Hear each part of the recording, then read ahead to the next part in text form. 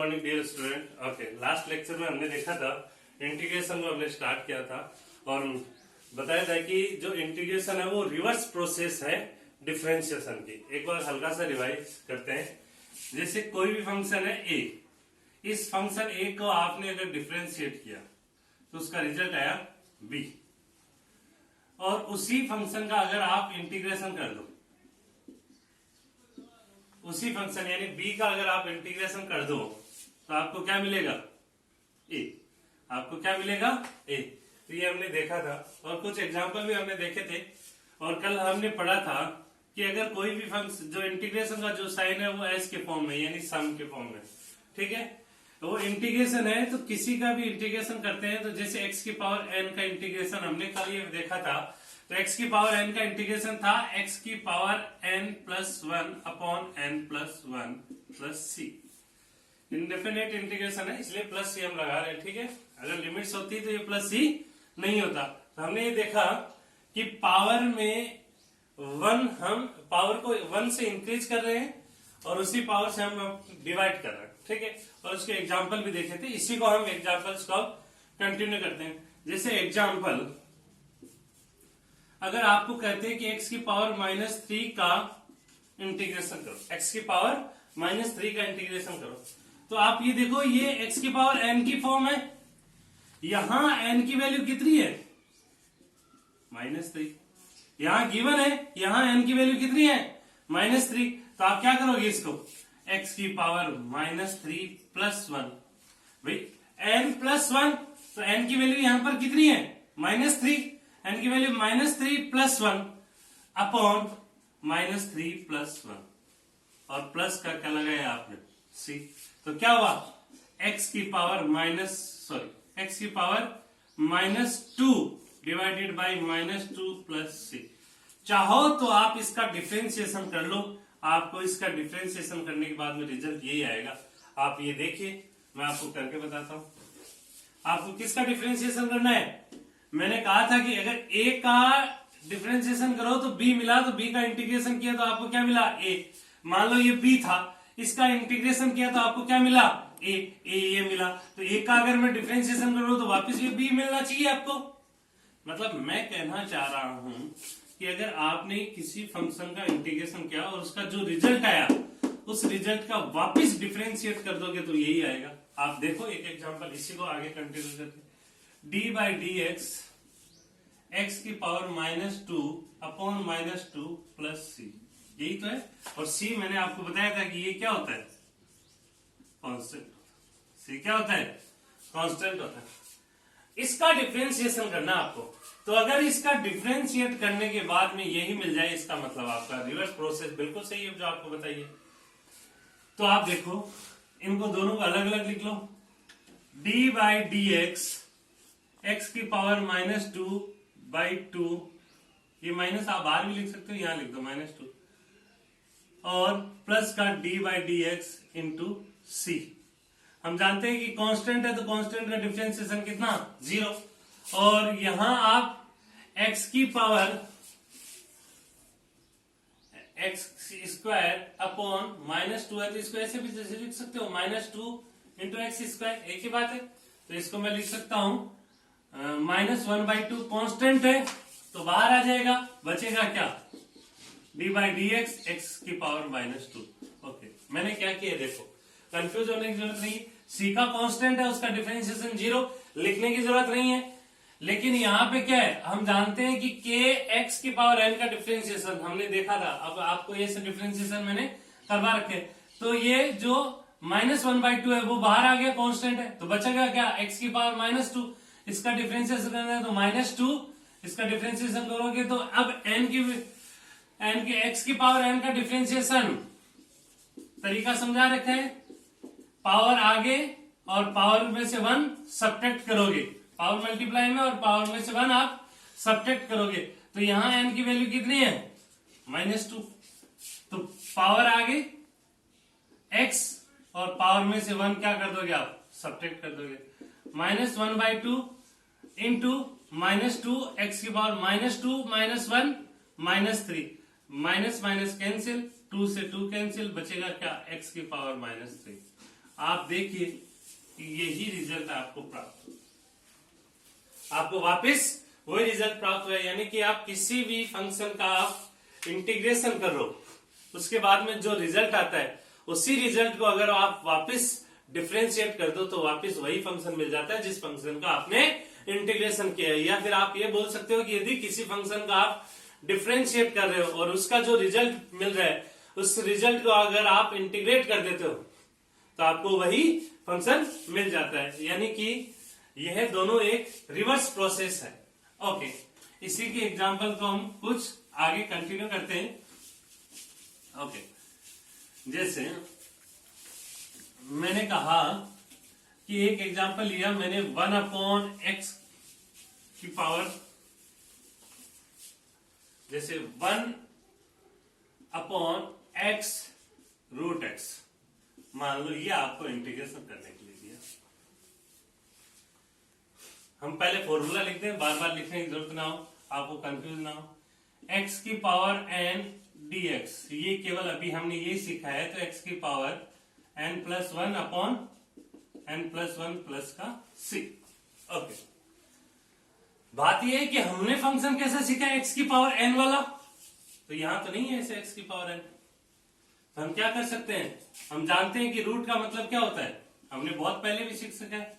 ये x कुछ रही है तो इसका मतलब पावर 1, और ये है x की पावर 1/2। रूट का मतलब क्या होता है 1/2, रूट का मतलब क्या होता है 1/2 इंटू dx। अभी आपने इंटीग्रेशन नहीं किया है, इसलिए अभी इंटीग्रेशन का जो साइन है वो नहीं हटेगा। आप इसको और इजी फॉर्म में लिख सकते हो, इंटीग्रेशन 1/x की पावर 1 + 1/2। जब बेस सेम होते हैं तो पावर क्या हो जाती है 8 हो जाती है। जब बेस सेम रहते हैं तो पावर क्या होती है 8 हो जाती है इंटू dx। अभी भी आपने इंटीग्रेशन नहीं किया, अभी भी आप इसको सही लिख रहे हो, इक्वल्स टू इंटीग्रेशन x की पावर कितना हुआ 3/2 इंटू dx। अब स्टूडेंट क्या कर देता है, कई बार 1/, सर आपने सिखाया है कि पावर में 1 ऐड कर देते हैं, तो पावर में सॉरी स्टूडेंट क्या करेगा, कि आपने सिखाया पावर में 1 ऐड कर दो तो 3/2 + 1 डिवाइडेड बाई 3/2 + 1 प्लस का c। तो ये स्टूडेंट्स गलत है। ये गलत क्यों है, क्योंकि आपने x की पावर n का सीखा है, 1/x की पावर n का थोड़ी सिखाया है मैंने, उसके लिए थोड़ी वैलिड है। तो x की पावर n की फॉर्म में लाना है इसको, 1/x की पावर n की फॉर्म में नहीं लाना है। मैं ये बताना चाह रहा हूं कि ये गलत क्यों है। तो सबसे पहले आपको क्या करना होगा, मैंने आपको बताया है, आप ये फंक्शन ऊपर जाएगा तो इस पे क्या हो जाएगा, पावर का जो साइन होते हैं वो क्या हो जाते हैं चेंज हो जाते हैं, पावर के जो साइन होते हैं वो क्या हो जाते हैं चेंज हो जाते हैं इंटू dx। तो ये क्या हो जाएगा आगे, अब इसको आप इंटीग्रेशन करते हो तो n की वैल्यू यहां पे कितनी है -3/2, x की पावर n, ये यही फॉर्म है, n की जगह क्या है -3/2। तो आप क्या कर सकते हो, x की पावर n में आप क्या करना है, आपको 1 ऐड करना है, आपको पावर 1 से इंक्रीज करनी है, और उसी पावर से आपको क्या करना है डिवाइड करना है प्लस का c। तो x की पावर -3/2 + 1 कितना होता है -1/2 अपॉन -1/2 प्लस का c। और ज्यादा सिंप्लीफाई करना चाहते हो, माइनस साइन बाहर आ जाएगा, 2 ऊपर चला जाएगा, तो -2x की पावर -1/2, -2x की पावर -1/2। ओके, तो ये हमने देखा कि अगर आप इसका डिफरेंशिएशन करोगे, आप इसका अगर फंक्शन का डिफरेंशिएशन करोगे तो आपको जो रिजल्ट प्राप्त होगा वो यही प्राप्त होगा। तो आपको पता चल गया कि यदि किसी फंक्शन को आप डिफरेंशिएट करते हो, उसका जो रिजल्ट आया उसका इंटीग्रेशन किया तो फंक्शन वापस सेम मिलता है। आप चाहो तो स्टूडेंट्स आप एक बार वीडियो पॉज करके आप इसका डिफरेंशिएशन करके देखना, आपको यही रिजल्ट मिलेगा। ओके, आगे देखो नेक्स्ट, ये एग्जांपल हो गया। जैसे एग्जांपल आप, एक एग्जांपल मैं देता हूं आपको करने के लिए, जैसे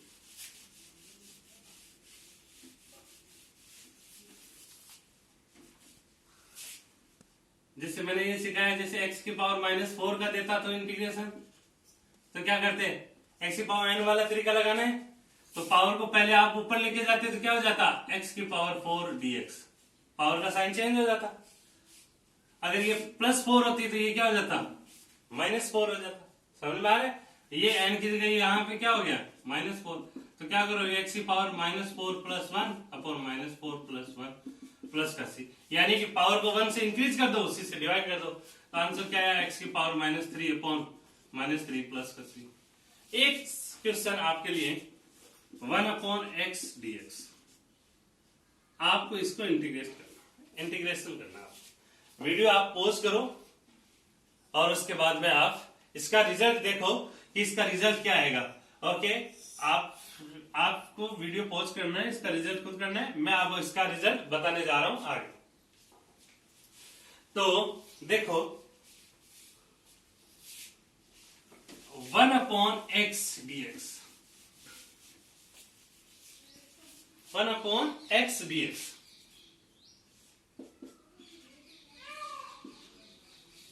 सर आपने x की पावर n वाला तरीका सिखाया, तो क्या करेगा स्टूडेंट, कुछ नहीं है तो पावर क्या मानेगा उसको, 1। शायद आपने भी यही माना होगा। तो x की पावर क्या हुआ, -1, ऊपर जाने से क्या हुआ, -1 इंटू dx। अब n की वैल्यू यहाँ पे कितनी है, -1। n की वैल्यू कितनी है, -1। तो ये क्या हो जाएगा, x की पावर -1, यानी कि तरीका क्या होता है, पावर में 1 ऐड करने वाला, तो +1 अपॉन -1 + 1 प्लस का c, यही किया होगा आपने। तो x की पावर x की पावर 0 अपॉन 0 प्लस c। तो किसी की पावर 0 होता है तो उसका मतलब क्या होता है, 1/0 प्लस c। अगर यहाँ नीचे 0 है तो इसका मतलब इसकी वैल्यू कितनी है, इन्फिनिटी। इसकी वैल्यू कितनी है, इन्फिनिटी। और इन्फिनिटी किसी का सोल्यूशन नहीं होता है, तो इसका मतलब आपने ये गलत किया। आपने ये क्या किया है, ये पूरा जो आपने जो तरीका लगाया है वो आपने क्या किया है, गलत किया। तो गलत क्या किया है, मैंने आपको समझाया है कि अगर आपने a का डिफरेंशिएशन किया और रिजल्ट क्या मिला आपको, b। अगर a का डिफरेंशिएशन किया, रिजल्ट क्या मिला, b। उसी b का अगर आपने इंटीग्रेशन कर दिया, तो आपको रिजल्ट वापस क्या मिलेगा, a। तो आप थोड़ा सा इस बात को ध्यान से देखो कि log x का जो डिफरेंशिएशन होता है वो क्या होता है, 1/x। log x का डिफरेंशिएशन यानी ln x का डिफरेंशिएशन कितना होता है, 1/x। तो ये बात तो हम कह सकते हैं, इसका मतलब 1/x का इंटीग्रेशन जो होगा तो वो क्या होना चाहिए, log x। 1/x का जो इंटीग्रेशन होना चाहिए वो क्या होना चाहिए, log x। तो इसलिए यहां से ध्यान से देखो कि 1/x का जो इंटीग्रेशन होगा, 1/x का जो इंटीग्रेशन होगा वो क्या होगा, log x होगा। ये स्टूडेंट मेनली गलती कर देता है। और 1/x आप ये मान के चलो कि फिजिक्स में मेरे हिसाब से इंटीग्रेशन में सबसे ज्यादा यूज होने वाले से एक है इसे। तो ये बहुत ज्यादा यूज आएंगे आगे, जैसे आप चैप्टर्स में जाओगे तो कि 1/x का इंटीग्रेशन, ऐसे फंक्शन बहुत सारे बनेंगे जहां पे आपको 1/x की फॉर्म आएगी, वहां पे डेफिनेट इंटीग्रेशन में जैसे। तो आप ये ध्यान रखना, सेकंड नंबर की बात, 1 नंबर का फॉर्मूला, ये मतलब आपको ये फॉर्मूला याद होना चाहिए। और 1/x का जो इंटीग्रेशन होता है वो क्या होगा, log x, यानी बेस में e होता है, वो हम बाद में डिस्कस करेंगे। कई बार इसको ln x भी लिखा रहता है, तो आप कंफ्यूज मत होना। तो 1/x का इंटीग्रेशन जो होता है वो क्या होता है, log x। बहुत इंपॉर्टेंट है आपके फ्यूचर क्लासेस के लिए, 1/x का इंटीग्रेशन log x। अब मैं और बता देता हूं आपको पता है e की पावर x का डिफरेंशिएशन मैंने क्या बताया था आपको, e की पावर x का डिफरेंशिएशन भी क्या होता है, e की पावर x, यानी इसका इंटीग्रेशन भी क्या होगा फिर e की पावर x। तो e की पावर x का इंटीग्रेशन भी क्या होगा, e की पावर x प्लस c होगा। e की पावर x का इंटीग्रेशन क्या होगा, e की पावर x ही होगा। e की पावर x का इंटीग्रेशन क्या होगा, e की पावर x ही होगा। ओके, एक और इंपॉर्टेंट बात हमने देखा था इसी के बाद में, मैं इधर डिस्कस करता हूं। मैंने कहा था आपको x का डिफरेंशिएशन करो। डिफरेंशिएशन का तो अपन ने देखा था ना कि x की पावर n का डिफरेंशिएशन करने है तो पावर आगे आ जाती है और पावर में से 1 सब्ट्रैक्ट हो जाता है। मैंने कहा था कि x का डिफरेंशिएशन करो, तो x का डिफरेंशिएशन क्या होता है, तो n की जगह यहां पर क्या है, कुछ नहीं है, तो इसका मतलब क्या है 1, तो 1 आगे आ जाता था x की पावर 1 माइनस 1, तो आपको पता है 1 x की पावर 0, और किसी की पावर 0 है तो उसका आंसर क्या होता है 1, तो 1 इंटू 1 यानी 1, यानी x का डिफरेंशिएशन, x का डिफरेंशिएशन, पहली बात आप ध्यान से सुनो, मैं ये किसके रेस्पेक्ट में बात कर रहा हूं, x के रेस्पेक्ट में बात कर रहा हूं, ठीक है, कंफ्यूज मत हो ना, ओके। तो x का डिफरेंशिएशन 2 मिनट, x का डिफरेंशिएशन होता है वो क्या होता है 1, इसका मतलब मैं 1 का अगर इंटीग्रेशन करूं